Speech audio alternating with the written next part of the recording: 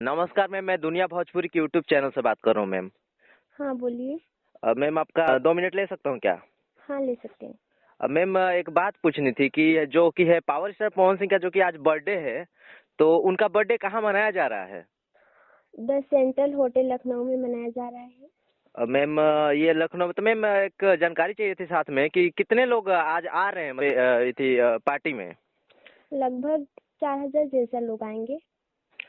अच्छा अच्छा, इतने लोग आ रहे हैं तो मैम तो हम सब तो फैंस को तो आना अलाउ है वहाँ पे ना? हम सब आ सकते हैं ना वहाँ पे?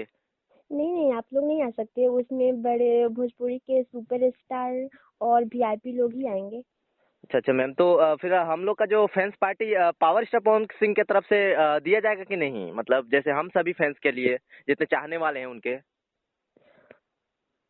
मतलब मिलेंगे कि नहीं हमारे सर जो है हम लोगों से, कि क्योंकि आज जो बर्थडे है उनका तो बनता है मैम। वो कौन सर आप लोग से खुद मिलने जाएंगे।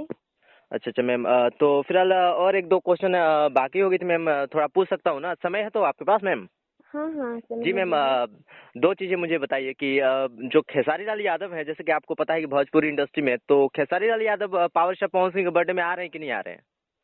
वो नहीं आएंगे। मैम ठीक है मैम, फिर थैंक यू मैम, बहुत बहुत धन्यवाद।